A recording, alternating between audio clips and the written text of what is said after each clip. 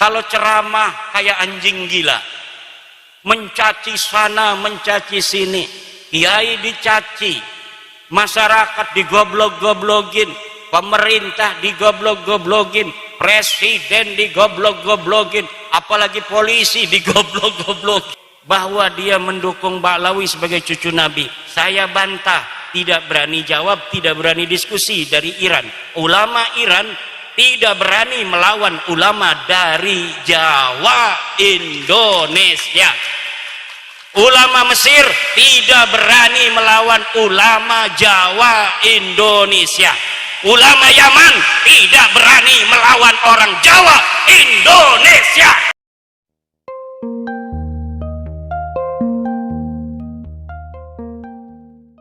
Ini Nabi Musa ditakdirkan kecilnya itu lagi bayi, diingu, dididik oleh Fir'aun itu yang akan dia rungkatkan. Makanya tidak heran hari ini yang menjadi pengurus PWI semuanya mantan-mantan kibin semua. Semuanya kibin-kibin semua yang sekarang jadi pengurus-pengurus PWI. Kenapa? Karena mantan-mantan kibinlah yang tahu bagaimana Fir'aun, taktiknya Fir'aun, kesesatannya Fir'aun, dan kelemahannya Fir'aun.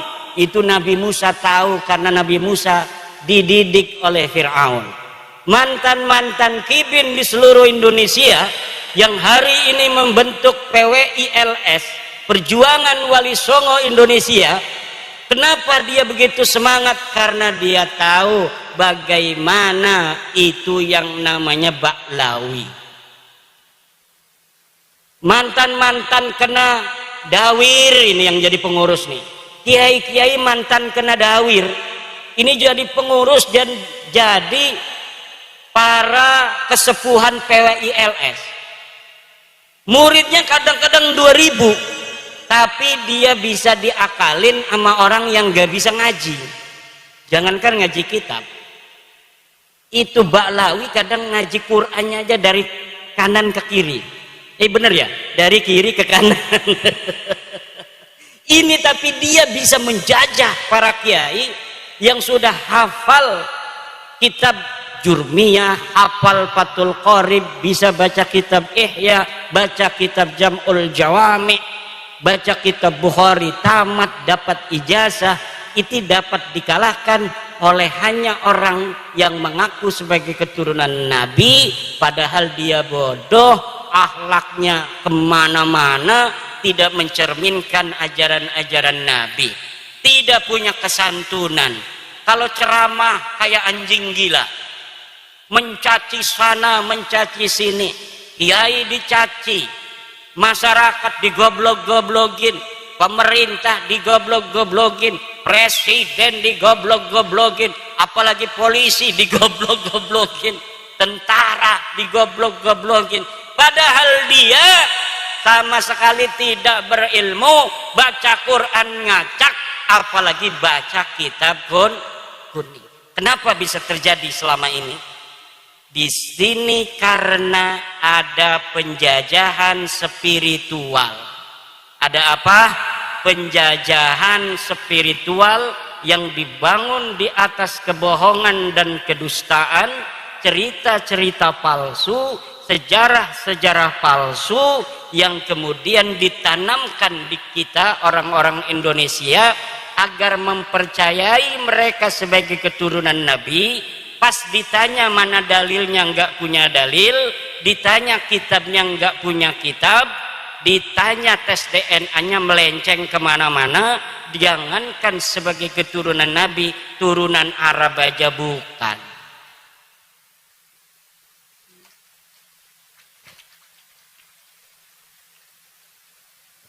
Ini tepuk tangan maksudnya pakai.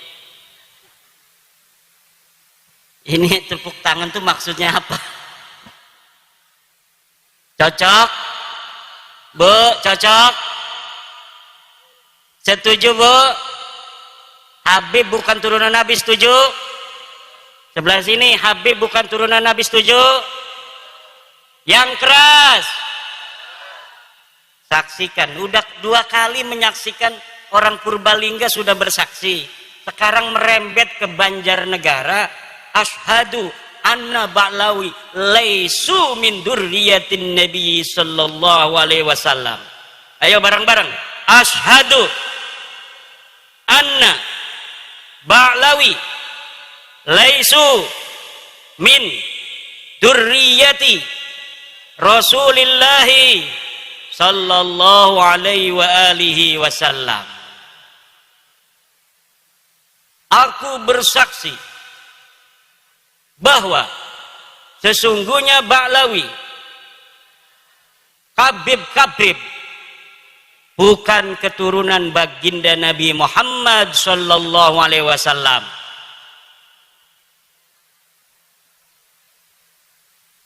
Dan ini bisa dipertanggungjawabkan secara ilmiah, zahiran wa batinan, dunya wa ukhra, di dunia dan di akhirat. Kenapa? Karena ini berbasis metodologis, epistemologis yang jelas.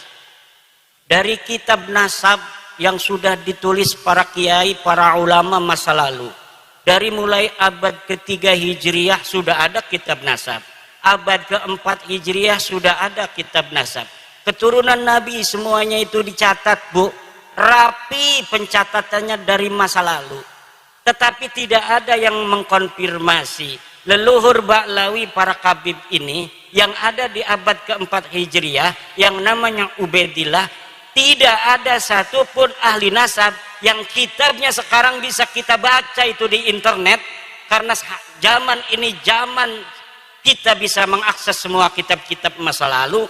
Tidak ada satupun kitab nasab yang mencatat Ubaidillah leluhur kabib-kabib ini sebagai keturunan baginda Nabi besar Muhammad sallallahu alaihi wasallam. Kapan munculnya mereka ngaku jadi turunan Nabi? Padahal leluhurnya katanya lahir di abad ke-4 Hijriah. Mereka ngakunya baru tahun 895 Hijriah. 550 tahun setelah keberadaan orang yang diaku. Yang setelah kita lihat, kitab-kitab sebelum abad 9 ini tidak ada yang mencatat mereka sebagai keturunan Nabi. Kalau kitab setelah mereka mengaku dikarang oleh mereka. Mereka mengarang kitab Al-Burqatul Musiqah tahun 895 mencatat kami turunan Nabi. Ada kitabnya sampai sekarang bisa kita baca. Nanti di abad 10 ada lagi kitab yang mereka karang. Namanya kitab Tuhfatut Talib. Mereka mencatat kami turunan Nabi, ada kitabnya. Abad ke-9 Hijriah ada, 10 Hijriah ada, 11 Hijriah ada dicatat. 12 Hijriah ada, 13 Hijriah ada, 14 Hijriah juga ada. Sampai sekarang ada. Mereka dicatat turunan Nabi. Tapi mulai dari abad mereka mengaku, sebelumnya tidak sama sekali dicatat mereka sebagai keturunan Nabi. Leluhur mereka yang katanya wali, faqih, muqaddam, sahib, mirbat, semuanya tidak terkonfirmasi sebagai keturunan Nabi. Bahkan menurut sejarah, kitab-kitab sejarah yang dapat kita baca di Yaman, tidak ada di Yaman orang yang bernama faqih, muqaddam. Tidak ada di Yaman orang yang bernama Muhammad sahib, mirbat. Tidak ada orang yang bernama Ubaid. Lalu mereka mencatat nama-nama itu berdasarkan apa? Berdasarkan menurut seorang peneliti dari barat yang bernama Alexander Knies, berdasarkan historical imajinatif, yaitu sejarah imajiner yang ditulis berdasarkan khayalan semata. Allahu Akbar. Kenapa sekarang saya menggunakan salah satu pendapat dari orang barat? Karena pendukung mereka namanya Rumel Abbas sekarang menggunakan orang barat, menggunakan kiai dari Mesir. Saya bantah, Syekh Ali Jum'ah tidak bisa jawab, itu orang Mesir. Orang Iran namanya Mahdi Rojai bikin video bahwa dia mendukung Ba'lawi sebagai cucu Nabi. Saya bantah, tidak berani jawab, tidak berani diskusi dari Iran. Ulama Iran tidak berani melawan ulama dari Jawa Indonesia. Ulama Mesir tidak berani melawan ulama Jawa Indonesia. Ulama Yaman tidak berani melawan orang Jawa Indonesia. Siapa di dunia ini yang mau bela Balawi, silahkan daftarkan diri untuk melawan ulama dari Indonesia, putra Nusantara asli. Gak bakal ada yang berani. Kenapa tidak ada yang berani? Gak ada dalilnya. Kenapa tidak ada dalilnya? Ya memang palsu. Kenapa palsu? Ya memang bukan turunan Nabi Muhammad. Kalau bukan turunan Nabi Muhammad, turunan Nabi siapa? Nabi Adam. Sama saya, sama kiai, sama polisi, turunan Nabi Adam semua. Ya udah, kita udah, kata saya, kita bukan benci ente, Bib. Bukan benci, cuma ente salah. Ente bukan turunan Nabi, jangan ngaku-ngaku turunan Nabi lagi. Ayo kita, nggak apa-apa, kamu bukan orang sini, haplogrupnya beda dengan kita juga. Kita anggap saudara di Indonesia. Tapi jangan bodohin anak-anak Nusantara. Jangan ngaku-ngaku cucu Nabi, minta-minta duit, keliling-keliling dawir. Jangan minta-minta duit sama pengusaha untuk membangun sesuatu, membangun pondok dan lain sebagainya, padahal buat beli mobil. Udah sadar bahwa ente bukan cucu Nabi, nggak ada dalam kitab nasab, nggak ada di dalam kitab sejarah, tes DNA-nya orang Kaukasus. Haplogrupnya G. Haplogrup G itu orang Kaukasus, sekarang yang banyak itu di daerah Turki. Orang India di daerah Pakistan yang berbatasan dengan Afghanistan, suku Kalas. Ini Ba'lawi ini miripnya dengan orang suku Kalas di India, daratan India. Sekarang masuk ke Pakistan. Makanya wajahnya mirip wajah India. Dan siapa namanya itu? Reporter dari Ba'lawi perempuan, Najwa Shihab, itu telah dites DNA 48% DNA-nya orang India. DNA-nya Najwa Shihab itu silahkan lihat di Google, 48% orang India. Saya cari orang India yang garis lakinya itu haplogrup G, itu suku apa? Suku Kalas yang ada di India dan suku Paswan yang ada di India. Mereka mempunyai keunikan tersendiri.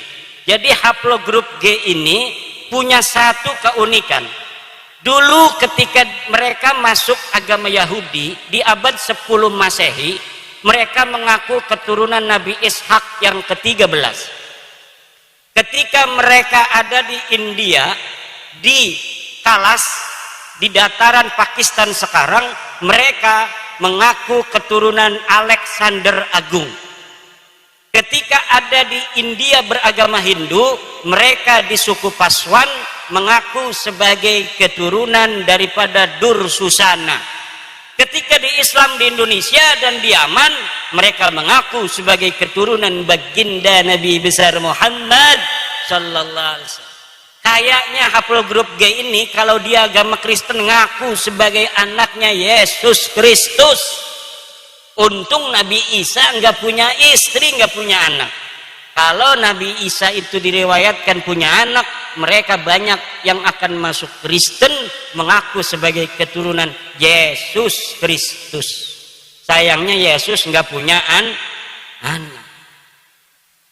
Di Indonesia mereka nyangkol-nyangkol juga kepada pahlawan-pahlawan Indonesia. Ada yang mengaku keturunan Hamengkubuwono, ada yang mengaku sebagai keturunan Sunan Giri. Jalur lakinya kami dari Balawi, jalur perempuannya dari Sunan Gunung Jati. Ada yang ngaku ke Banten. Kebetulan saya ini salah satu nasabah di Banten sejak 2012. Jadi sudah agak hafal seluruh keturunan-keturunan Sultan Banten dan di mana adanya komunitas keturunan Sultan Banten. Ada seorang Balawi ngaku keturunan Sultan Banten dari ibunya katanya. Dari siapa? Dari Pangeran Mesir bin Sultan Ageng Tirtayasa. Saya langsung hubungi keturunan Sultan Mesir yang ada di Pontang, dekat dengan Kresek, masuk Kabupaten Serang. Betul nggak ada susunan nasab seperti ini yang dari keluarga Pangeran Mesir? Ini bohong Kiai, ini palsu, palsu. Mereka mengaku keturunan Jogja dari Hamengkubuwono II. Saya teliti, saya konfirmasi kepada peneliti nasab di Jogja, palsu. Ngaku Sunan Giri, palsu. Ngaku apa saja, ngaku kiai, ngaku ulama. Masa ulama nggak suruh baca kitab dari kiri ke kanan? Selama ini yang dibicarakan berarti bukan berdasarkan ilmu, berdasarkan hafalan. Anak-anak mau tampil pidato itu, mau tampil pidato dia hafalin gitu, tapi ndak mondok, sehingga dia nggak paham. Ilmu itu bukan apa yang dihafal, tapi apa yang dipahami di dalam sukma, sehingga menjadi kebijaksanaan untuk menentukan sebuah hukum-hukum Allah Subhanahu wa ta'ala berdasarkan Al-Quran, Al-Hadis, kemudian dialaqahkan dengan wakil kejadian yang menyertainya. Itu namanya alim, namanya kiai. Itu kiai-kiai kita itu kenapa kiai kita itu pada tawadhu? Karena ilmunya itu rasihun fi qulubihim, ilmunya masuk ke relung-relung jiwa, relung-relung hati mereka. Semakin banyak ilmunya kiai, semakin tunduk kayak padi. Semakin berisi dia semakin menunduk. Semakin ada orang menghormati, semakin dia menghormati orang yang menghormatinya. Ini akhlak bangsa kita, bangsa Nusantara. Tapi mereka kalau dihormati ngelunjak. Semakin dihormati, semakin yang menghormatinya dimanfaatin, duitnya diroyot, apa tuh istilahnya, diporotin. Kalau ada mukibin kaya, udah habis itu. Punya mobil Alphard diminta, kalau enggak kualat ente. Orang mengkritik mereka, kata Novel Anidrus, orang yang berani mengkritik Habib itu adalah dajjal. Tidak ada itu dalam ajaran. Orang yang mengkritik Rasulullah aja, Rasulullah nggak pernah bilang yang mengkritik beliau itu dajjal. Sahabat beberapa kesempatan diriwayatkan pula itu bermusyawarah dengan Rasul, bertanya, wahai Rasul, apakah pendapatmu ini berdasarkan wahyu, apakah berdasar pendapatmu sendiri? Kalau berdasarkan wahyu, kita harus ikuti. Kalau berdasarkan pendapatmu, bolehkah kami memberikan masukan apa yang seharusnya kita lakukan dalam perang ini? Itu aja Rasulullah. Apalagi manusia biasa. Manusia biasa itu Bapak Ibu, kalamuhu yuraddu wa yuqbalu qauluhu illa sahiba hadal qabri. Kalimatnya, kata-katanya, pendapatnya itu boleh diterima, boleh ditolak, illa sahiba hadal qabri, kecuali baginda Nabi besar Muhammad. Lalu ajaran yang mengatakan orang mengkritik Habib itu adalah dajjal dari mana? Kalau bukan dari ajaran Islam. Mungkin mereka punya ajaran agama lain yang tidak ada dalam ajaran agama kita. Dalam agama kita, inna akramakum indallahi atqakum. Seluruh manusia itu sama. Sesungguhnya orang yang paling mulia di antara kalian adalah orang yang paling bertakwa. Kata mereka yang paling mulia adalah kabaib. Walaupun tidak ibadah, walaupun tidak sholat, walaupun tidak alim, mereka tetap mulia karena kemuliaan mereka adalah zat. Sedangkan orang alim, kiai, polisi, presiden, itu sifat kemuliaannya. Kalau dia sudah tidak jadi presiden, dia tidak mulia lagi. Kalau kiai gila, katanya tidak mulia lagi. Tapi kalau kabaib, dia gila, tetap dia mulia. Kenapa? karena di dalam dirinya ada darah Rasulullah. Dulu tuh nggak laku lagi, Beb. Jangan ngomong-ngomong gitu lagi. Nanti diketawain orang Banjarnegara. Nanti diketawain orang Purbalingga. Nanti diketawain anak-anak Nusantara.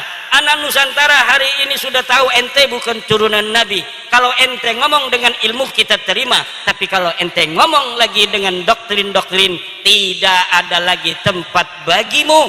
Karena bangsa Indonesia hari ini sudah ceras, sudah cerdas, sudah mempunyai pencerahan bahwa sesungguhnya kemuliaan manusia di mata Allah hanyalah berdasarkan takwa, bukan berdasarkan